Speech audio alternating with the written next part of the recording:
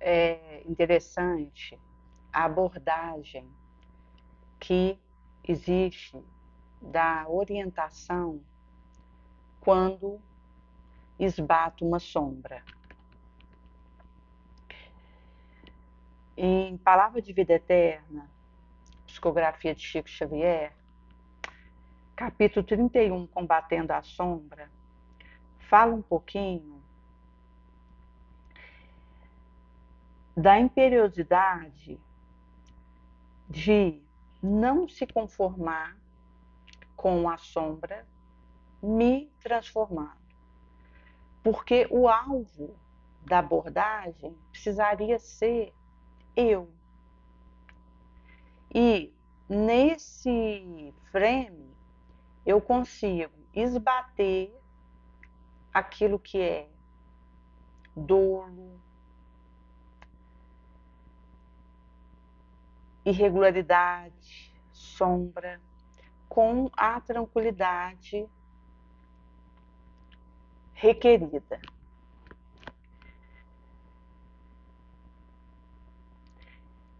Se não é possível se conformar com o engano do mundo, também não é lícito a violência. Quando eu, para fazer uma abordagem de algo que eu não concordo, preciso gritar, me impor, esbravejar e criar uma indisposição, na verdade, eu estou usando uma munição que me enfraquece. Seja rebelião, discussão,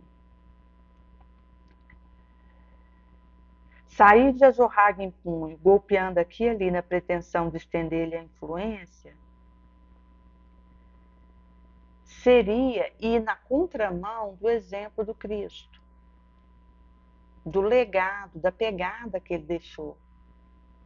Que, conhecendo a minha fraqueza, minha viciação, suportou minha rijeza de coração, me orientou para o bem, na mansuetude, infatigável. O Cristo, quando, da hora derradeira, que ele ia beber o cálice de fel, ele sabia que os discípulos ainda não tinham condição de enxergar o que seria pedido de cada qual. Era uma realidade bulhenta, imatura espiritual ainda, que estava diante dele. E aquele discípulo ali diante dele precisava que ele ensinasse a orar e receberia a cota de clareza e orientação, de descer, de realidade transcendente. Daí que o Cristo sabia que um ia traí-lo, outro ia dormir enquanto ele tinha pedido ajuda, outro ia fugir no momento supremo, outro ia negá-lo e outro ia abandoná-lo. Ele conhecia essa realidade ainda de fragilidade e o recrute que precisaria acontecer, o escaldo de valor, de pérola moral, para que esse discípulo compreendesse como lidar com a sombra. O caminho para acender a própria luz e ter a tochinha acesa. O impulso da força bruta constrange, ilude. Daí que é elevar o meu padrão vibratório.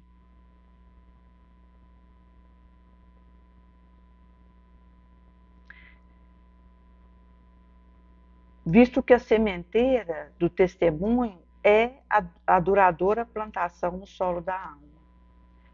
Eu posso semear algo bom, algo feliz na vida do outro, mas a sementeira, a germinação, o crescimento e o fruto pertence a Deus. Daí que eu posso até jogar uma semente legal, afofar a terra, auxiliar para que se crie clima para isso, mas aquela sementeira e aquela frutificação não me cabe. E pode ser que eu nem veja, mas eu deixei a semente.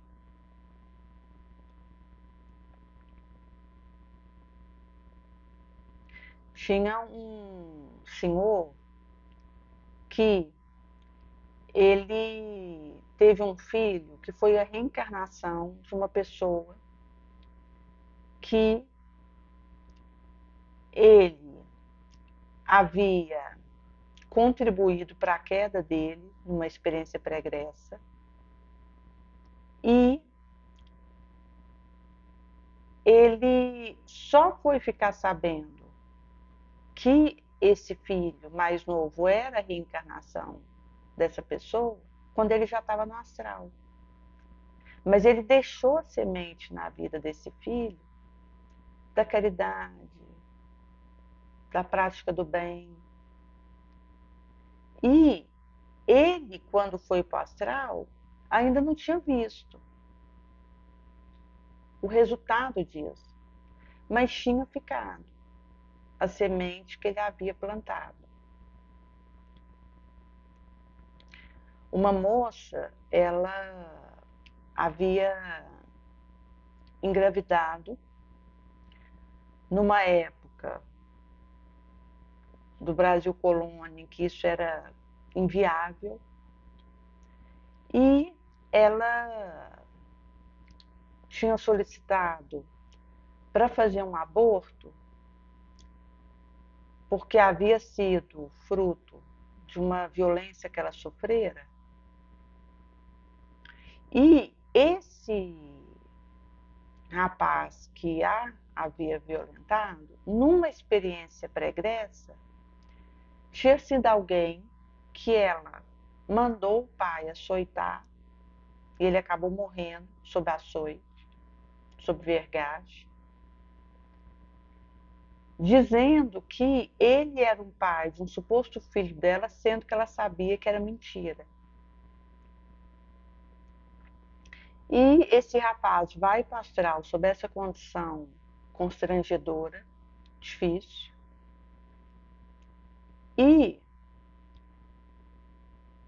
nesse comeno, ela acaba que segue a vida dela, uma vida de luxo, de ostentação, e quando ela encontra com a realidade que ela viveu, ela percebe que precisaria travar aquele ajuste com ele. Daí que na experiência seguinte, ela sofre uma violência dele, engravida dele e ia abortar. Quando ela foi para um convento, porque aí ela tinha sido expulsa de casa, os pais não aceitaram, e ela ficou na rua.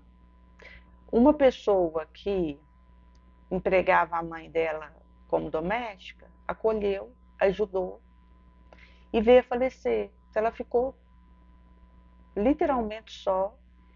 E nesse lance ela estava na casa de uma indicada por essa benfeitora, que ao saber da gravidez, disse que não teria como ela ficar ali e ela foi para a rua.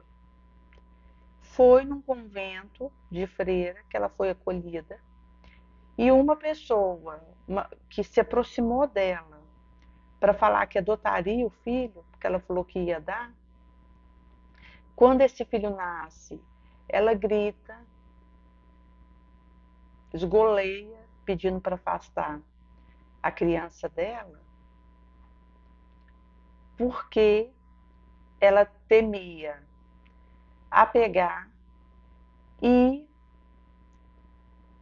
era inconsistente para ela ver o rosto da criança por ter sido fruto da situação que foi. Daí ela virou o rosto e quando essa moça falou que ia adotar, pediu para ela só amamentar, que ela levaria a criança depois desse período. E ela começou então, aceitou, porque foi um pedido da pessoa que ia adotar a criança, e começou a criar vínculo com a criança. Criou vínculo, carinho, e quando foi pegar a moça, a criança para levar, ela agarrou forte, implorou para que permanecesse com o bebê. Ela estava arrependida e desejaria ficar com ele. E aí a moça explica para ela que tinha sido uma tática que havia sido usada, porque sabedora que quando ela recebesse o filho e criasse aquele vínculo da amamentação, ela ia querer permanecer com aquele filho, ia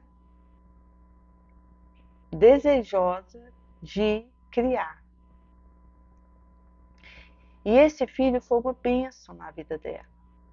Ou seja, em vez dela querer modificar o outro ou a situação que havia acontecido, ela modificou ela. Como ela olhava para a situação e abriu-se diante dela um caminho de reajuste.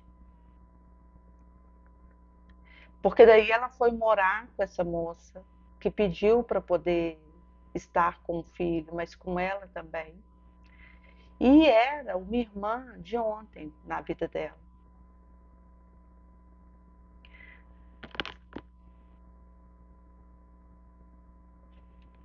Daí que não é resignar ao hábito trevoso, mas irradiar a mensagem persuasiva, eclipsante, voraz do amor, que atravessa qualquer barreira e alcança quem dele esteja necessitado.